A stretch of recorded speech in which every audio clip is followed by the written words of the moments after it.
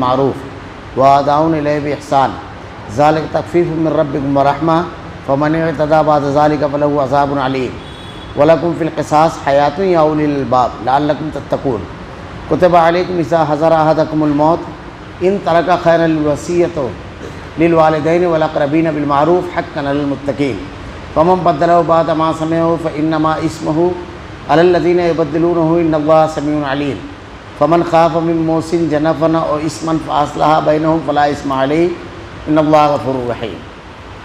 اے ایمان والو، تم پر مقتولوں کا قصاص لینا فرض کیا گیا ہے، آزاد کے بدلے آزاد، غلام کے بدلے غلام، عورت کے بدلے عورت۔ ہاں، جس کسی کو اس کے بھائی کی طرف سے کچھ معافی دے دی جائے اسے بھلائی کی اتباع کرنا چاہیے اور آسانی کے ساتھ دیت ادا کرنا چاہیے۔ تمہارے رب کی طرف سے یہ تخفیف اور رحمت ہے، اس کے بعد بھی جو سرکشی کرے اسے دردناک عذاب ہوگا۔ عقل مندو، قصاص میں تمہارے لیے زندگی ہے، اس باعث کہ تم قتل ناحق سے رکو گے۔ تم پر فرض کر دیا گیا ہے کہ جب تم میں کوئی مرنے لگے اور مال چھوڑ جاتا ہو تو اپنے ماں باپ اور قرابت داروں کے لیے اچھائی کے ساتھ وصیت کر جائے۔ پرہیزگاروں پر یہ حق اور ثابت ہے۔ اب جو شخص اس کے سننے کے بعد بدل دے اس کا گناہ بدلنے والے پر ہی ہوگا۔ واقعی اللہ تعالیٰ سننے والا اور جاننے والا ہے۔ ہاں، جو شخص وصیت کرنے والے کی جانبداری یا گناہ کی وصیت کر دینے سے ڈرے بس وہ ان میں آپس میں اصلاح کرا دے تو اس پر گناہ نہیں، اللہ تعالیٰ بخشنے والا مہربان ہے۔ یا ایھا الذین آمنوا کتب علیکم القصاص، اے ایمان والو، تم پر مقتولوں کا قصاص لینا فرض کیا گیا ہے۔ اللہ رب العالمین نے ایک ایسی چیز جس کے نفاذ کے بعد سماج اور معاشرے میں امن اور سکون ہو جائے، لوگوں کی جانیں محفوظ ہو جائے، ایسی چیز بیان فرمائی۔ اس مضمون کو اللہ رب العالمین نے دوسرے مقامات پر بھی بیان فرمایا ہے۔ وَكَتَبْنَا عَلَيْهِمْ فِيهِ أَنَّ النَّفْسَ بِالنَّفْسِ وَالْعَيْنَ بِالْعَيْنِ وَالْأَنْفَ بِالْأَنْفِ وَالْأُذُنَ بِالْأُذُنِ وَالسِّنَّ بِالسِّنِّ وَالْجُرُوحَ قِصَاصٌ فَمَنْ تَصَدَّقَ بِهِ فَهُوَ كَفَّارَةٌ لَهُ وَمَنْ لَمْ يَحْكُم بِمَا أَنزَلَ اللَّهُ فَأُولَٰئِكَ هُمُ الظَّالِمُونَ۔ یعنی اللہ رب العالمین کی نازل کردہ ہدایت اور قانون میں قتل کا بدلہ قتل ہے، قصاص۔ اللہ نے ارشاد فرمایا، اے ایمان والو، تم پر مقتولوں کا قصاص لینا فرض کیا گیا ہے۔ کوئی آدمی اگر کسی کا قتل کرے تو مقتول کا قصاص لینا فرض کیا گیا ہے۔ اسلام کا یہ جو قانون ہے قصاص کا، یا اسلام کا جو پورا قانون ہے، اس کے اوپر مختلف ادوار میں لاعلمی اور حالات کا گہرا مشاہدہ نہ ہونے کی وجہ سے اور سماج اور معاشرے میں پنپنے والے انسانوں کو رہنے والے انسانوں کی نفسیات کی مکمل معلومات نہ ہونے کی وجہ سے اور سماجی حالات اور واقعات پر گہری نظر نہ ہونے کی وجہ سے لوگوں نے اسلام پر اعتراض کیا، اس قانون پر، کہ یہ قانون جو اسلامی قوانین ہیں یہ بڑے سخت ہیں۔ پہلا اعتراض تو اس کے اوپر یہ کیا جاتا ہے اسلامی قانون پر کہ اسلام چونکہ 1400 سال پرانا ہے اور لوگوں نے بڑی ترقی کر لی ہے، آج کہاں سے کہاں پہنچ گئے لوگ۔ کل زمین پر چلنے کے لیے آدمی مشکل ہوتا تھا، سواریاں نہیں تھی، آج فضاؤں میں آدمی تیر رہا ہے۔ کل جو سفر مہینوں اور سالوں میں طے کرتا تھا آج گھنٹوں اور منٹوں میں آدمی طے کر رہا ہے۔ لوگوں سے رابطے کا کل بڑے مشکل ذرائع تھے، کچھ خط تھا، کچھ تار تھا، یا قاصد جایا کرتے تھے یا پرندوں کی مدد لیتا، لیکن آج آدمی اپنے گھر کے اس مقام پر بیٹھا ہوا ہے جہاں کسی کی اجازت نہیں ہوتی ہے، بیڈ روم سوائے اس کی اہلیہ کی، وہاں بیٹھا بیٹھا دنیا کے کسی بھی خطے میں کسی بھی شاخص سے محو گفتگو ہے، بلکہ بالکل آمنے سامنے ٹیکنالوجی اتنی آگے چلی گئی۔ تو لوگ یہ اعتراض کرتے ہیں کہ اتنی ترقی ہو گئی، اب 1400 سال پرانا قانون آج کے دور میں کیسے کیا چل سکتا ہے؟ پہلا اعتراض جو کیا جاتا ہے اسلامی قانون پر، اگر اس اعتراض کے اوپر آپ غور کریں تو انتہائی بودھا اعتراض ہے۔ کیا واقعی انسان نے ترقی کی ہے؟ اس کی فطرت نے ترقی کی ہے؟ اگر آپ غور کریں تو انسان نے مادوں کے خواص جانے ہیں، یعنی جو چیزیں کائنات میں پہلے سے موجود تھی اس کی حقیقت جاننی اور اس کو استعمال کرنے کا فن جان لیا.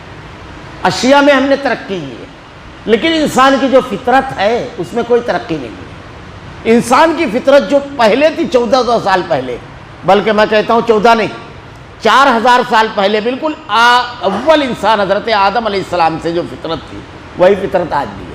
فطرت آدمی کی نہیں بدلی ہے. جیسے ہزاروں سال پہلے اگر کوئی شخص اس کا قریبی عزیز مر جاتا تھا تو وہ دہاڑے مار کر روتا تھا، غم اور صدمے میں ڈوب جاتا تھا. آج اگر کسی کی موت ہوتی ہے تو انسان نے بہت ترقی کر لی ہے، ایسا نہیں ہے کہ چلو پارٹی دے دی جائے، جشن منایا جائے. ہزاروں سال پہلے اگر کسی کو اولاد بیٹا ہوتا تھا تو وہ خوش ہوتا تھا، آج غمگین نہیں ہوتے ہیں لوگ. ہزاروں سال پہلے اگر کوئی کسی کو قتل کرتا تھا، کوئی چوری کرتا تھا، کوئی زنا کرتا تھا، وہ قابل نفرت ہوتا تھا. آج چور لوگوں کا آئیڈیل، زانی لوگوں کا آئیڈیل رہبر رہنما نہیں ہے، اور قاتل ڈاکو یہ لوگوں کی سماج اور معاشرے میں باعزت نہیں مانے جاتے ہیں. یعنی فطرت میں کوئی طرف تبدیلی نہیں آئی ہے. ہزاروں سال پہلے جس چیز سے آدمی خوش ہوتا تھا آج بھی وہی ہے. ہزاروں سال پہلے جو چیز قابل نفرت تھی آج بھی وہی ہے. اور یہاں ایک بات یاد رکھیے کہ اللہ رب العالمین خالق فطرت ہے، تو فطرت انسانی کے خالق نے فطرت انسانی کے نباز کے ذریعے قانون بنایا ہے. اس لیے یہ اعتراض کہ آدمی ہزاروں سال، یہ 1400 سال پرانا قانون ہے، یہ بالکل بودا اور کمزور اعتراض ہے. 1400 سال پہلے بھی قاتل کے لیے وہی جذبات تھے، آج بھی وہی جذبات ہے. مقتول آج بھی انصاف چاہتا ہے. آج بھی کسی کی بیٹی یا بہن کی عزت لوٹی جائے تو وہ چاہتا ہے کہ عزت کے لٹیرے کو کیفر کردار تک پہنچایا جائے. آج بھی اگر کسی کے مال کو چوری کر لیا جائے تو چور کو پکڑ کر کے اسے شدید ترین سزا دینے کا آدمی متمنی ہوتا ہے. آج بھی یہ بالکل بودا اور کمزور اعتراض ہے. سب سے پہلی بحث یہاں یہ شروع ہوتی ہے کہ قانون بنانے کا اختیار کس کو ہے، کون ہے جو قانون بنائے. دیکھیے دنیا میں ایک ضابطہ ہے کہ جو چیز جو شخص بناتا ہے، جس کی تخلیق ہوتی ہے، اسی کو حق ہے کہ اس کے لیے ضابطہ بنائے. آدمی ہر کسی کو یہ اختیار نہیں دیتا ہے اور کوئی ایسا کرتا بھی نہیں ہے. جیسے مثلاً بہت آسان مثال دے کر کے میں بات کروں گا، موبائل آج ہر کسی کے ہاتھ میں ہے. اب اگر کوئی شخص بہت قیمتی موبائل خریدتا ہے 50-60 ہزار روپے کا، تو کمپنی اس کے ساتھ ایک چارجر دیتی ہے. اس میں جو بیٹری ہے وہ لو ہوتی چلی جاتی ہے، کمزور. تو آپ کو 24 گھنٹہ 36 گھنٹہ جیسی کیپیسٹی رہتی ہے بیٹری کی، اس کے بعد آپ کو چارجنگ پر لگا کر کے چارج کرنا ہے. اب یہی چیز اس موبائل میں بھی ہوتی ہے جو 6000 روپے کا یا 2000 روپے کا ہوتا ہے، اس کو بھی ریچارج کرنا پڑتا ہے. اب اگر کوئی شخص کہے کہ میں 1 لاکھ روپے کا موبائل خریدا تو میں یہ کیوں طریقہ اختیار کروں جو 2000 والے موبائل کا ہے، تو میں اس کو توے پر رکھ کر کے تھوڑا سا تل لوں گا، تو کیا وہ موبائل چلے گا؟ کمپنی نے جو ڈائریکشن دیا ہے، اس کے استعمال کا جو ضابطہ بنایا ہے، اگر آپ نے اس کو فالو نہیں کیا تو مشین خراب ہو جائے گی.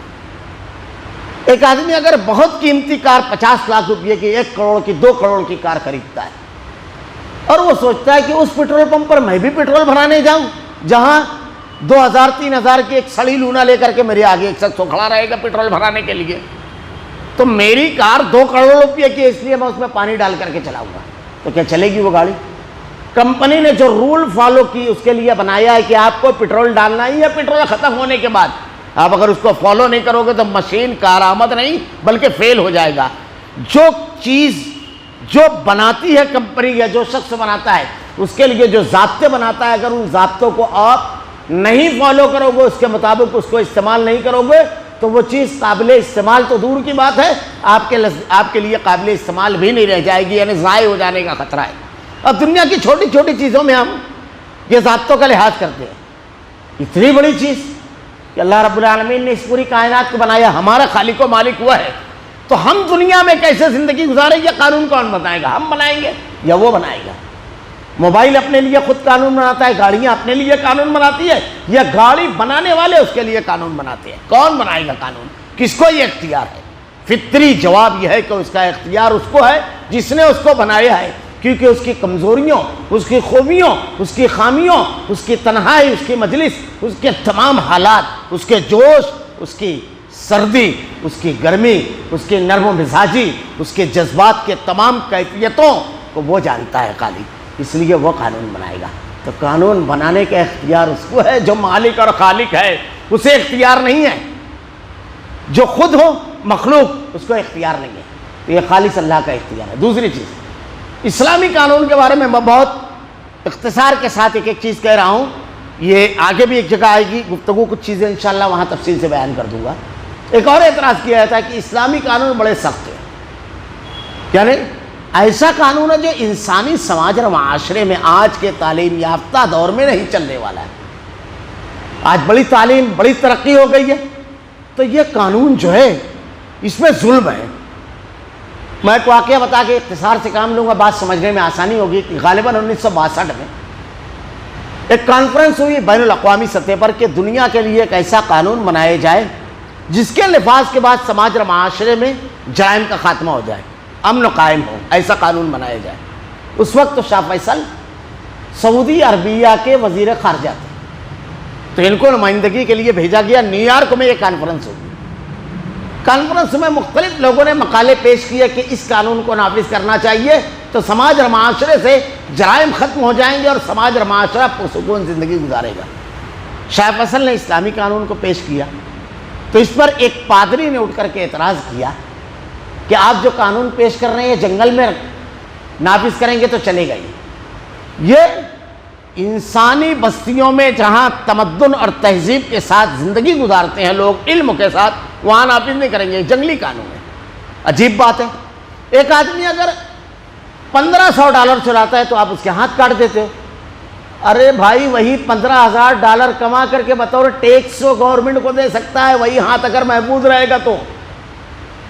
آپ ایک آدمی کسی کو قتل کرتا ہے، ایک جان تو گئی، قاتل نے ایک کو قتل کیا، ایک جان گئی۔ اب آپ دوسرے کو بھی قتل کر دیتے ہو، یعنی دوسری جان بھی مار دیتے ہو، تو یہ تو ظلم والا قانون ہے، ظالمانہ قانون ہے۔ شاہ فیصل کھڑے ہوئے، مقالہ پڑھا گیا تھا اس لیے سوال و جواب کی بھی سیشن ہوتا ہے۔ آپ کھڑے ہوئے، آپ نے کھڑے ہو کر کے کہا اس وقت تو امریکہ میں جو جرائم کی شرح تھی اور جو اس وقت سالانہ رپورٹ تھی اس کو اٹھا کر کے آپ نے سامنے رکھ دیا۔ ہر 5 منٹوں پہ ایک چوری، ہر 7 منٹ میں ایک زنا بالجبر، اور ہر 2 گھنٹے میں ایک قتل، اور ہر 2 ہفتے میں ایک بینک ڈکیتی۔ یہ صورتحال تھی، مجھ کو بہت تفصیل سے وہ یاد نہیں رہ گیا جو جرائم کا ریشو تھا۔ آج اگر آپ جرائم کے ریشو کو اٹھا کر دیکھیں تو بات کہیں کی کہیں پہنچ چکی ہے۔ تو انہوں نے یہ جرائم کا ریشو پیش کرنے کے بعد ایک چیز پیش کی کہ سعودی عربیہ میں 5 سال میں ایک زنا اور 2 سال میں ایک قتل کا کیس ہوا ہے۔ معاف کیجئے گا، 5 سال میں ایک قتل، 2 سال میں ایک قتل کا کیس، اور 5 سال میں ایک چوری کا کیس۔ یہ جرم کی شرح پیش کی آپ نے۔ تو کہا یہ اس سماج اور معاشرے کی تصویر ہے جہاں آپ کہتے ہیں انسانی قانون ہے، اور میں اس سماج اور معاشرے کی تصویر پیش کر رہا ہوں جہاں اسلامی قانون ہے۔ ہم ایک ہاتھ کو کاٹ کر پورے سماج اور معاشرے کے مالوں کو محفوظ کر دیتے ہیں، اور ایک جان کو، قاتل کو مار کر پورے سماج اور معاشرے کی جانوں کو محفوظ کر دیتے ہیں۔ اسلامی قانون جو ہے تو اس کے نفاذ کے بعد پریکٹیکل کی بات کی جائے، تھیوری کی بات نہیں، پریکٹیکل کی بات کی جائے، اس کے نفاذ کے بعد عزتیں محفوظ، مال محفوظ، جان محفوظ۔ اس کے نفاذ کے بعد آپ دنیا کے کسی بھی ملک کا جو اسلام کے علاوہ قوانین نافذ ہیں، ایک ملک کی ایسی مثال پیش کیجئے کہ اتنی پرامن زندگی ہے اور معاشرے میں جرائم کی شرح اتنی ہے کہ اگر اس کو جوڑا جاتا ہے تو 0 کے بعد مائنس کرنا پڑتا ہے یہ۔ اور آج بھی دنیا کے اندر سب سے کم چوری، زنا، ہر قسم کی وارداتیں اگر آپ پوری دنیا کا ریکارڈ اٹھا کر دیکھیں تو صرف ایک ملک ہے، سعودی عربیہ، جہاں اسلام بطور قانون نافذ ہے۔ یہی ایک ملک ہے۔ ایک اور چیز، یہ قانون کے بارے میں کہا جاتا ہے کہ یہ بڑا ظالمانہ قانون ہے۔ اصل مسئلہ یہ ہے کہ قانون کی سائیکالوجی اور نفسیات جو ہے اس کو دنیا نے سمجھائی نہیں۔ ہم لوگ یہ سمجھتے ہیں کہ اگر قاتل کو قتل کے بدلے قتل کر دیا جائے تو یہ ظلم ہے، ہاتھ کاٹ دیا جائے چور کا چوری کرنے پر تو یہ بڑا خطرناک قانون ہے، زانی کو اگر سنگسار کر دیا جائے۔ اصل میں یہ اس انداز میں جب آدمی سوچتا ہے کہ قاتل کے ساتھ یہ کیا جا رہا ہے، زانی کے ساتھ، چور کے ساتھ، تو جب آدمی اس انداز میں سوچتا ہے، قانون قاتل، ظالم، مجرم کی ہمدردی رکھ کر اور اس کی گود میں بیٹھ کر نہیں بنایا جاتا ہے، بلکہ قانون مظلوم کو انصاف دینے کے لیے بنایا جاتا ہے، مظلوم کی آہوں اور سسکیوں کو سامنے رکھ کر قانون بنایا جاتا ہے۔ اگر ایک شخص کی بیٹی کی عزت اور بہن کی عزت لوٹ لی گئی، اس سے پوچھئے آپ کون سے قانون کو مانتے ہیں؟ کیا آپ اس کو برا مانتے ہیں، اس قانون کو جہاں پتھر سے رجم کر دیا جائے، جہاں کوڑے لگائے جائیں، اس قانون کو آپ برا مانتے ہیں؟ یا آپ چاہتے ہیں کہ آپ کے ہاتھ میں بھی ایک پتھر ہو تاکہ اس زانی کا سر آپ کے پتھر سے پھوٹے، اور آپ کے اس جذبے کو جو آپ بدلہ لینا چاہتے ہیں فطری طور پر جو ہے اس کو کچھ تسکین پہنچے؟ آپ کون سا قانون چاہتے ہیں؟ ابھی ہندوستان کے اندر گینگ ریپ کے اور مختلف ریپ کے جو کیسز ہو رہے ہیں، بار بار یہ آواز اٹھتی ہے کہ اس قانون کو نافذ کیا جائے جو اسلام میں ہے۔ اگر ایک شخص وہ چور ہے تو اس سے پوچھئے جس کا مال چوری کیا ہے، وہ بتائے گا آپ کو کہ کون سا قانون نافذ کرنا ہے۔ آپ مجرم کی گود میں بیٹھ کر قانون بنا رہے ہیں۔ قانون مظلوم کو انصاف دینے کے لیے ہوتا ہے، مجرم کے حالات پر تدبر اور غور کرنے کے لیے نہیں بنائے جاتے ہیں قانون۔ جرم کے خاتمے کے لیے قانون بنتا ہے، مظلوم کی آہوں اور سسکیوں کو دلاسا دینے کے لیے، اس کو انصاف دینے کے لیے، نہ کہ ظالم کی ہمدردی کے لیے قانون بنائے جاتے ہیں۔ قانون کی نفسیات نہیں سمجھی۔ ایک اور بات آگے بڑھ کر کہوں میں، دیکھیے اللہ تعالیٰ نے کہا ہے جو شخص اللہ کے نازل کردہ قانون کو نہیں مانتا وہی ظالم۔ بڑا گہرا جملہ ہے، غور کریں۔ وہ ایک مفصل بحث ہے، دنیا کا ہر قانون ظلم کرتا ہے، انشاءاللہ میں اس کے مقام پر اس کو مفصل کروں گا۔ ظالم ہے وہ جو اللہ کے بنائے ہوئے قانون کو نہیں مانتا۔ انسان کی سب سے قیمتی چیز کیا ہے جانتے ہیں؟ دنیا کے اندر ایک بات یہ کہی جاتی ہے کہ 1712 میں پیدا ہونے والا فرانسیسی مفکر روسو آزادی کا بانی ہے۔ اس نے ایک کتاب لکھی معاہدہ عمرانی، اس میں لکھتا ہے کہ انسان آزاد پیدا ہوا، میں اسے زنجیروں میں جکڑا ہوا دیکھتا ہوں۔ یہ لوگ جو بات کہتے ہیں کہ انسانی آزادی کا بانی ہے وہ تاریخ نہیں جانتے۔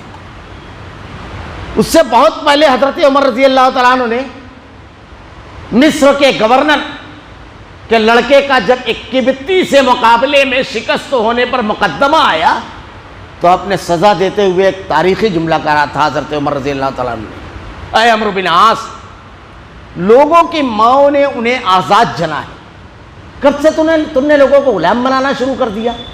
اور اس سے پہلے اللہ کے نبی صلی اللہ علیہ وسلم نے حجۃ الوداع کے موقع پر وہ عالمی منشور اور دستور جو خطبہ حجۃ الوداع کی شکل میں ہے، اس پہ ارشاد فرمایا تھا کہ کسی عربی کو، کسی اجمی پر، کسی گورے کو، کسی کالے پر کوئی فوقیت نہیں، سب برابر۔ یہ برابری، مساوات اور آزادی کا پہلا نعرہ یہ تھا۔ تو انسانی زندگی کا سب سے قیمتی سرمایہ کیا ہے جانتے ہیں؟ آزادی۔ اور معاف کیجئے گا، اس کی قدر دنیا میں کسی نے نہیں کی ہے سوائے اسلام کے، کسی نے نہیں کی ہے۔ سب سے قیمتی سرمایہ ہے آزادی، اس کی قدر کسی نے نہیں کی ہے۔ اس لیے آپ اسلامی سزا میں قید کا کوئی تصور نہیں پائیں گے۔ کیوں؟ میں ایک چھوٹی سی مثال دیتا ہوں۔ ایک آدمی اگر چوری کرتا ہے، کتنے سال کی سزا ہندوستانی قانون کے مطابق؟ مجھ کو برابر معلوم نہیں ہے، پھر بھی ایک اندازے سے پکڑ لیجئے 3 سال کی سزا، 5 سال کی یا 7 سال کی سزا۔ ایک شخص نے چوری کی، اب اس کے 4 معصوم بچے، جوان بیوی ہے، اس کو تو آپ نے جیل کی سلاخوں کے پیچھے ڈال دیا۔ ان کا کیا جرم تھا؟ یہ فاقہ مستی کا شکار ہو گئے۔ ان بچوں کا کیا جرم تھا؟ اس عورت کا کیا جرم تھا؟ شوہر کی موجودگی میں بیوہ ہو گئی۔ ماہرین نے تجزیہ کیا ہے 4 مہینے سے زیادہ عورت شوہر کے بغیر نہیں رہ سکتی۔ یہ ماہرین کا تجزیہ ہے، اور اللہ تعالیٰ نے اسی لیے عدت کی مدت 4 مہینہ رکھی ہے، اسی لیے۔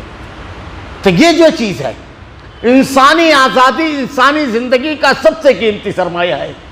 جس کی قدر صرف اور صرف اسلام نے کی ہے، اس لیے قید کی سزا کا کوئی تصور نہیں ہے اس میں۔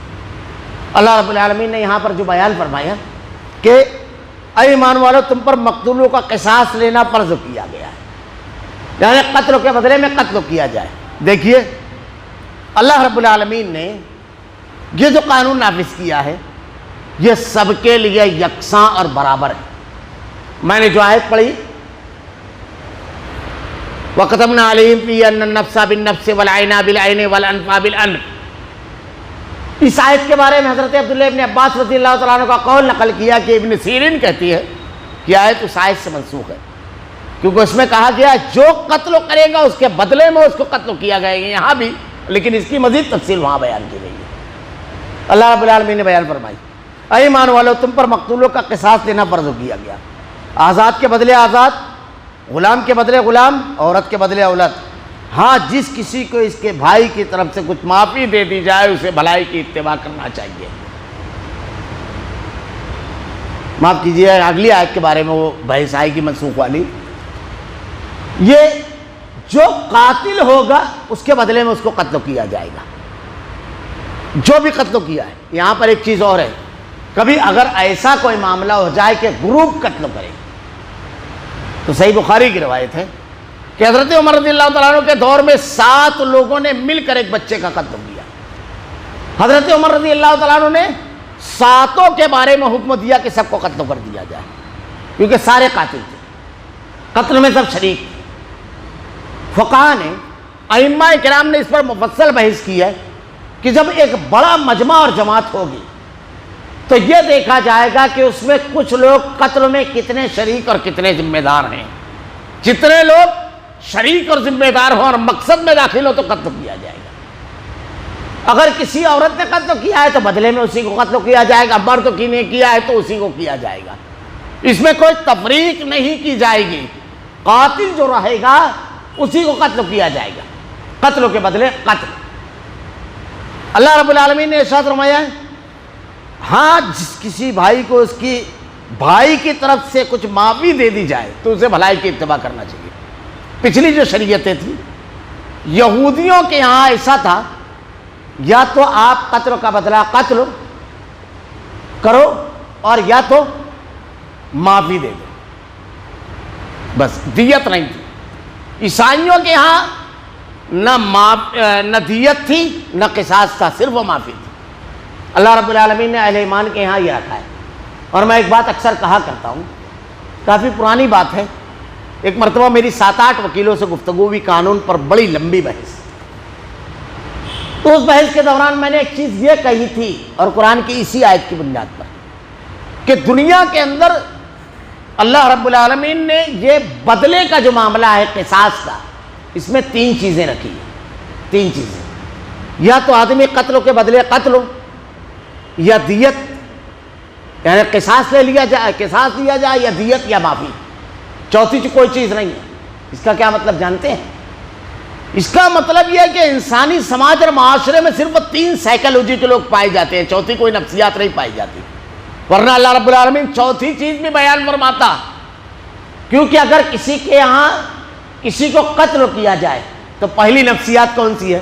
کچھ لوگ ہوتے ہیں جذباتی، بدلے میں مارنا ہے، دوسری کوئی بات ہی نہیں کرنا۔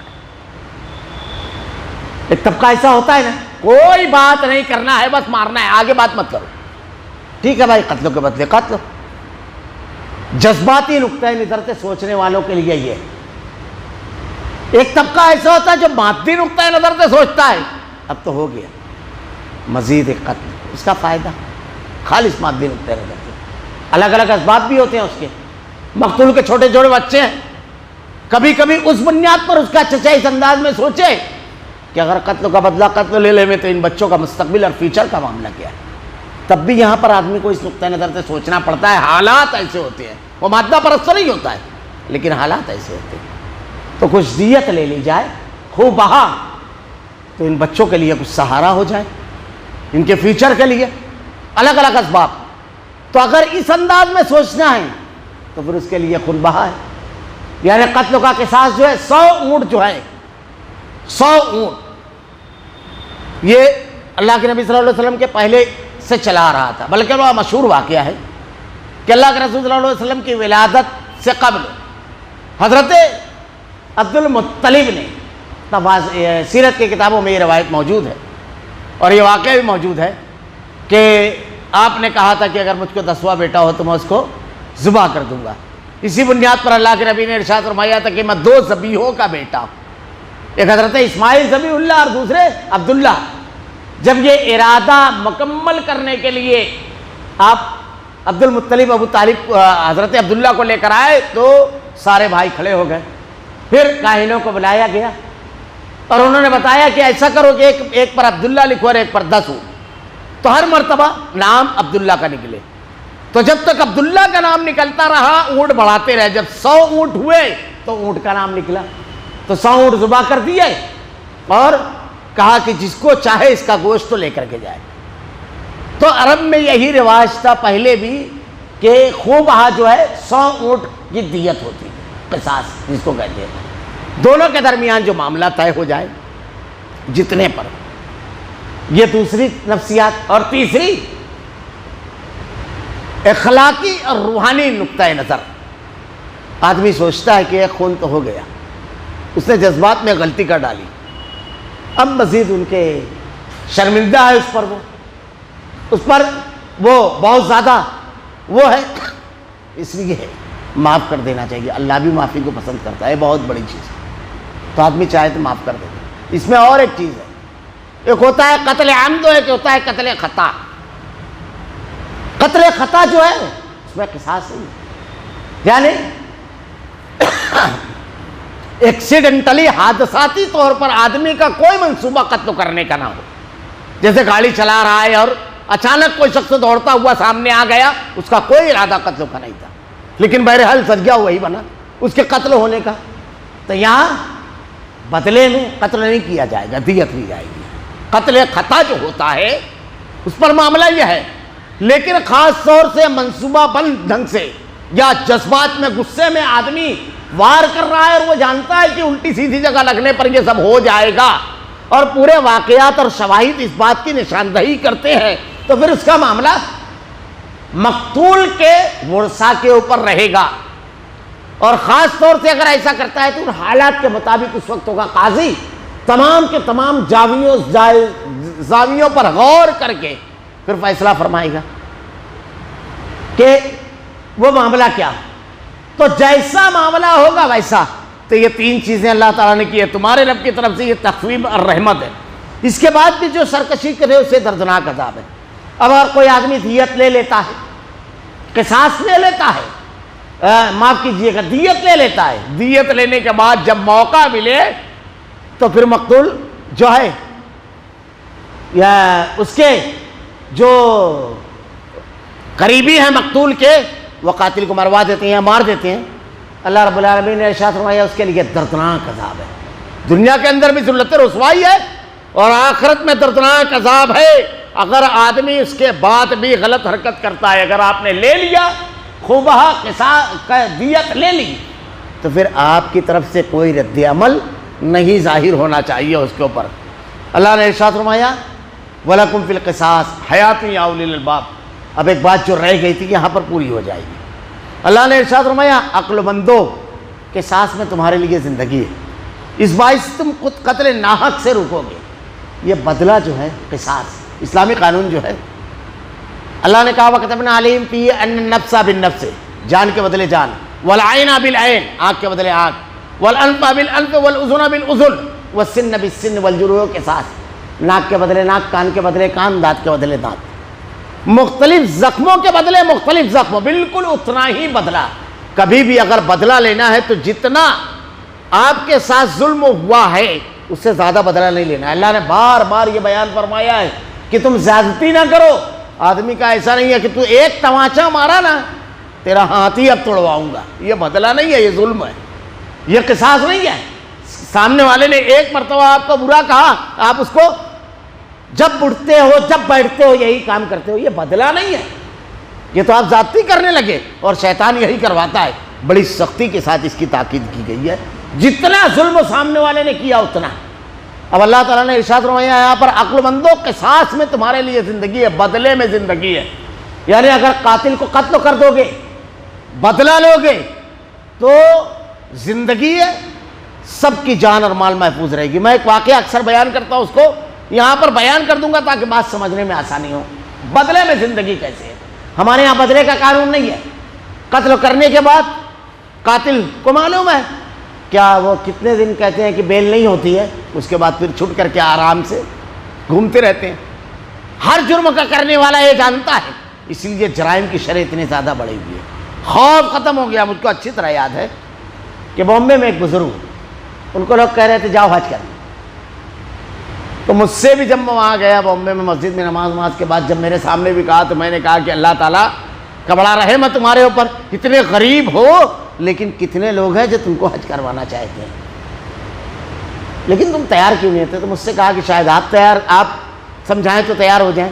میں نے ان کو اکیلے لے کر کے سمجھایا کہ دیکھیے وہاں جائیں گے تو آپ کی کیفیت بدل جائے گی، توبہ اور استغفار کی توفیق، اللہ رب العالمین کے گھر میں حاضری، اور پھر ایک نماز 1,00,000 نماز کے برابر، یہ تمام سعادتیں۔ پھر حج کے بارے میں اللہ تعالیٰ نے جو ارشاد فرمایا ہے کہ اللہ تعالیٰ بڑی تعداد میں عرفہ کے دن معافی کرتا ہے، اور اللہ کے نبی کی وہ حدیث کہ اگر معاملات درست کر کے جائے آدمی تو ایسے اللہ تعالیٰ معاف کرتا ہے جیسے ماں کے پیٹ سے آدمی بچہ پیدا ہوا۔ سب بتایا تو وہ کہنے لگے حافظ صاحب آپ کی سب باتیں درست ہیں، مگر ایک چیز یہ ہے، میں ایک عادت ہے، میں اپنے آپ پر قابو نہیں پا پاتا۔ کسی بھی چیز کو پڑی ہوئی ایسے دیکھتا ہوں کہ کوئی نہیں دیکھ رہا، بس اس کو اٹھا کر جیب میں رکھ لیتا ہوں، یعنی مجھ کو چوری کی عادت ہے اور میں اس پر قابو نہیں پاتا۔ تو حج کرنے میں جاؤں گا نا تو ہاتھ واپس لے کر نہیں آؤں گا، پکا ہے۔ دیکھیے آپ، یہ معمولی چیز نہیں ہے۔ ایک آدمی کو فری میں لوگ وہاں بھیج رہے ہیں، لیکن کیوں نہیں جا رہا ہے؟ وہاں سے اتنی دور بیٹھا ہے، لوگوں کے مال پر نظر نہیں ہے، اپنے ہاتھ پر نظر ہے کہ سانس میں زندگی ہے، امن ہے، مالوں کی حفاظت ہے۔ تم سمجھ کیا رہے ہو؟ سیاہ سمجھ رہے ہو تم؟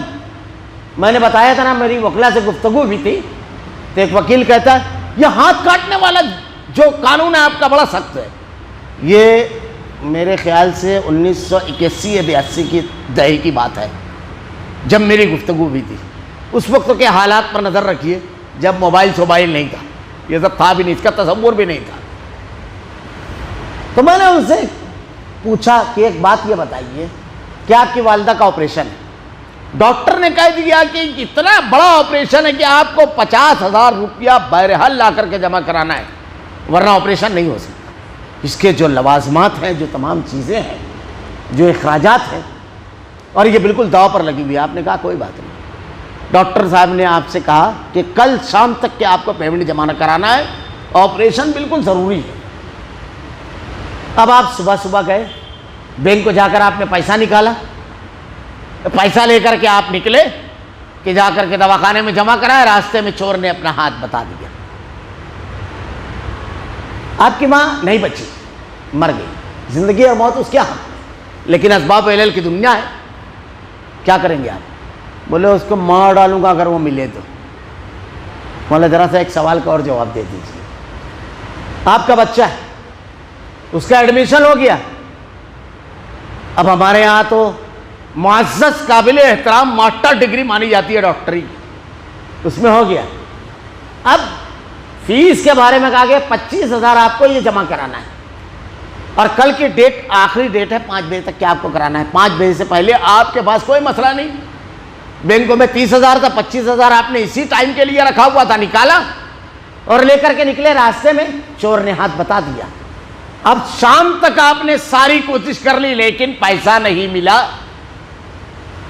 آپ کے بچے کا کیریئر ختم، کیا کریں گے آپ؟ کہا ملے تو پھر اس کی سمجھ بنا دوں گا، ہاتھ پاؤں سب توڑ ڈالوں گا، اس کا مار دوں گا اس کو۔ تو میں نے کہا اسلام صرف ہاتھ توڑنے کی بات کرتا ہے، تو آپ اتنی بڑی بڑی بات کر رہے تھے، ابھی آپ کے اوپر پڑی تو آپ سب کر ڈالیں گے۔ اسی لیے کہتا ہوں مجرم کی گود میں بیٹھ کر نہیں، مظلوم کی گود میں بیٹھ کر کے اس کو انصاف دلانا ہے، مظلوم کو انصاف دلانا، جس کے ساتھ زیادتی ہوئی ہے اس کو۔ خیر، تو میں یہ بتا رہا تھا کہ قصاص میں زندگی ہے۔ کیسے؟ بڑا مشہور ایک واقعہ میں اس سے پہلے بھی کئی مرتبہ دروس میں بتا چکا ہوں۔ ہمارے ہندوستان سے ایک صاحب گئے سعودیہ کام کرنے کے لیے، اور تھوڑا سا مسٹر ٹائپ آدمی تھے. تو کمپنی نے ان لوگوں کی رہائش کے لیے جو جگہ تھی، یعنی جس جہاں پر رہنا تھا، تو کوارٹر تھے سب. اب وہ وہیں پر رہائش رکھی تو وہاں پر ایک سوڈانی تھا. سوڈانی ایسے بھی کافی طاقتور ہوتے ہیں اور بڑا صحت مند، تو وہ سب سے اپنا کام کرواتا. اب یہ جب گئے تو ان سے بھی کہا کپڑے وغیرہ دھلنے کے لیے، انہوں نے انکار کر دیا. بہرحال اس میں کچھ کہا سنی ہوئی اور سوڈانی نے ان کو کوٹا اور اچھا خاصا کوٹا. اس کو پا نہیں پائی ہے کیونکہ وہ کافی طاقتور تھا، تو کافی زخم وغیرہ آئے. اب یہ جب زخمی ہوئے تو بالکل نئے نئے تھے، تیسرا دن تھا، دوسرا دن تھا شاید. تو یہ نکلے باہر. اب کسی سے پوچھتے کہ بھائی یہاں پر قاضی صاحب کہاں رہتے ہیں؟ کسی نے بتا دیا کہ فلاں فلاں مقام پر ہے. وہاں پہنچے. اب زبان تو جانتے نہیں تھے، اجنبی تھے. تو انہوں نے جب کہنا شروع کیا تو فوراً ذرا دیر کے اندر ایک صاحب کو قاضی صاحب نے بلوایا جو اردو جانتے تھے. تو وہ بیچ میں مترجم بن گئے اور انہوں نے بتایا کہ اس کو فلاں فلاں سوڈانی نے مارا ہے اور یہ ہے. قاضی صاحب نے وہیں سے کچھ بازو میں ایک آلہ رکھا ہوا تھا، کچھ کہا اور ذرا دیر میں پولیس کی وین اس کو سوڈانی کو لے کر آ گئی. اب جب سوڈانی کو لایا گیا تو قاضی صاحب نے سوڈانی سے پوچھا جو اسلامی عدالت میں بہت ضروری ہے، کیا تم یہ قبول کرتے ہو کہ یہ مار کوٹ تم نے کی اور تمہیں نے ان کو اس طرح مارا ہے؟ سوڈانی نے کہا ہاں بالکل صحیح بات ہے، جھگڑا ہوا تھا اس میں نہیں مارا ہے. تو اس کے بعد ان کے کفیل کو بلایا گیا سوڈانی کے. اب وہ سب زخموں کا انہوں نے حساب لگایا. ہر زخم کا حساب ہے باقاعدہ، احادیث میں سب ہے، پوری تفصیل فقہا نے سب الگ الگ کر کے کیا ہے. تو پورا حساب کتاب لگانے کے بعد جب وہ حساب جوڑا گیا تو جو ریال بیٹھا تھا تو سوڈانی سے کہا، اب یہ جو ہندوستانی تھے ان سے کہا کہ یہ اس کے بدلے میں چاہے تو اتنی سزا دی جائے ان کو، چاہے تو تم دیت لے لو. تو اتنا پیسہ بیٹھتا ہے. تو جب انہوں نے پورا اماؤنٹ دیکھا تو 2 سال کی سیلری سے زیادہ تھا. تو کہا مجھ کو تو پیسہ چاہیے. تو سوڈانی سے کفیل سے کہا کہ آپ پورا پیسہ ابھی یہاں جمع کراؤ اور آج سے سوڈانی کو آپ آدھی سیلری دیں گے اور آدھی سیلری مائنس کر لیں گے، یہ آپ کا جو قرض ہے. یہ ہو گیا انصاف. ذرا دیر کے اندر پورا معاملہ ہو گیا اور اس کے بعد یہ ریال کی گڈیاں لے کر کے وہاں سے نکلے. اب جب اس مقام پر آئے جہاں پر سب کو روکا گیا تھا، جہاں یہ لوگ رہتے تھے، تو لوگوں کو بتایا کہ ایسا ایسا معاملہ ہوا. تو وہ سوڈانی کے سامنے کھڑے ہو کر کے ایک دم پتلا دبلا آدمی بھی کہتا تھا مار. وہ سوڈانی ہاتھ ہی نہیں لگائے کیونکہ 2 سال کی تو ایک ہی جھگڑے میں گئی تھی پوری. یہ انصاف. طاقتور انتہائی کمزور ہو جاتا ہے اور کمزور انتہائی طاقتور. حضرت ابو بکر صدیق رضی اللہ تعالیٰ عنہ کے اس تاریخی جملے کو یاد کیجیے، جو خلافت جب ہاتھ میں ملی تو آپ نے یہی تاریخی جملہ کہا تھا جو اس قسم کے بے شمار واقعات کا غمباز ہے. کیا کہا تھا؟ تم میں جو سب سے کمزور آدمی ہے میرے نزدیک سب سے طاقتور ہے، اور تم میں جو سب سے طاقتور ہے میرے نزدیک انتہائی کمزور ہے. کیوں؟ قانون ہر کسی کو حق اور انصاف دیتا ہے. تو اب سوڈانی کو جو خوف ہوا، اصل مسئلہ یہی، اللہ تعالیٰ نے کہا وَلَكُمْ فِي الْقِصَاصِ حَيَاةٌ يَا أُولِي الْأَلْبَابِ. قصاص میں زندگی ہے. زندگی کیسے ہے؟ اگر ہمارا دانت کوئی توڑتا ہے تو بدلے میں اس کا دانت توڑا جائے گا. اگر ہمارا ہاتھ کوئی توڑتا ہے تو اس کا ہاتھ توڑا جائے گا. ہماری آنکھ کوئی پھوڑتا ہے تو اس کی آنکھ پھوڑی جائے گی. اگر کوئی قتل کرتا ہے تو بدلے میں اس کو قتل کیا جائے گا. تو آدمی کو اگر اپنا دانت بچانا ہے، اپنی آنکھ بچانا ہے، اپنا ہاتھ بچانا ہے، اپنی جان بچانا ہے تو کسی کی جان نہ لے. وَلَكُمْ فِي الْقِصَاصِ حَيَاةٌ يَا أُولِي الْأَلْبَابِ. عقل مندو، قصاص میں زندگی ہے. یہ قاتل کو کہا جا رہا ہے زندہ رہنا ہے تو سوچ یہاں قصاص ہے، تیری زندگی اسی میں ہے. تو اگر بچنا چاہتا ہے، اگر سماج میں قصاص کا قانون رہا تو قاتل آزادانہ گھوم نہیں پائے گا، اور قاتل یہ سمجھ لے کہ میری زندگی اسی میں. اللہ تعالیٰ نے اس پر تدبر کیجئے، کتنے پیارے انداز میں بیان فرمایا. اگلی آیتوں کو میں صرف ترجمہ پڑھ دیتا ہوں، بہت اہم مضمون ہے یہ. منکرین حدیث کو بہت بڑا دھوکہ ہوا اس میں. یہ جو آیتیں ہیں یہ منسوخ آیت ہے، جو میں نے آگے جملہ کہہ دیا تھا عبداللہ ابن عباس کا، یہ منسوخ ہے، لیکن اس میں جو حکمتیں ہیں اور جو بحثیں ہیں وہ بڑی اہم ہیں۔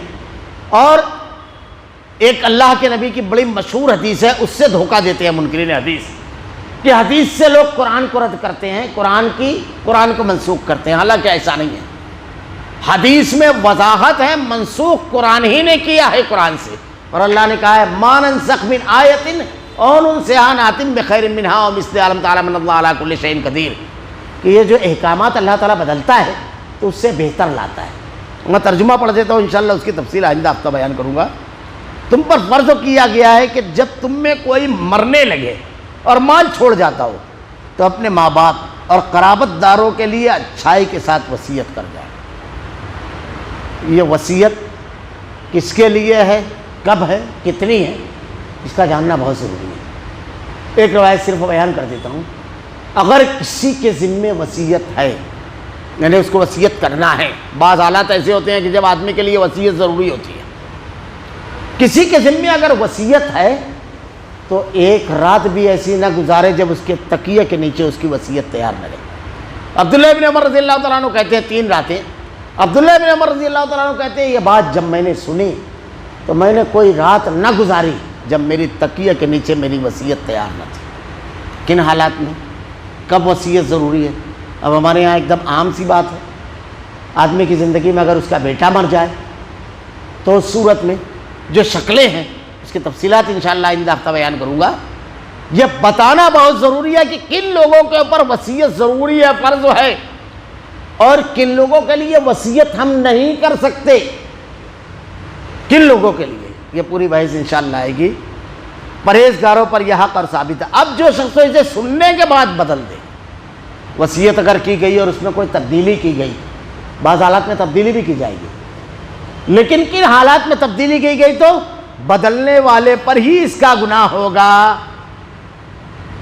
ایک خاص حالت کے علاوہ کسی اور حالت میں اگر تبدیلی کی گئی تو بدلنے والے پر اس کا گناہ ہوگا، اور وہ خاص حالت وہ ہے کہ جس میں اللہ نے منع کیا ہے، اللہ کے نبی کی واضح حدیث ہے کہ اس سے زیادہ کی وصیت نہیں۔ جب وہ رہے گی، یعنی غیر شرعی رہے گا، تو اس کو شرعی کیا جائے گا، اس کو بدلنا نہیں بولیں گے ہم، اس کو شرعی کیا جائے گا، لیکن اصطلاح میں لوگ یہ سمجھنے لگتے ہیں یہ۔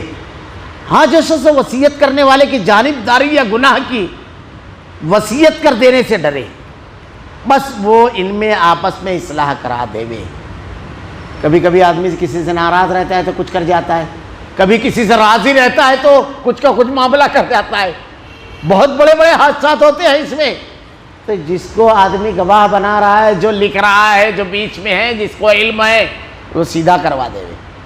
یہ بہت بڑے بڑے معاملات ہیں، ہماری سماجی ڈھانچے میں بے شمار تلخیاں، اختلاف، لوگوں کی دوریاں، اور بھائی بھائی میں بھی کٹاؤ، اختلاف، یہ نہ جاننے کی بنیاد ہے۔ بہت اہم چیز ہے۔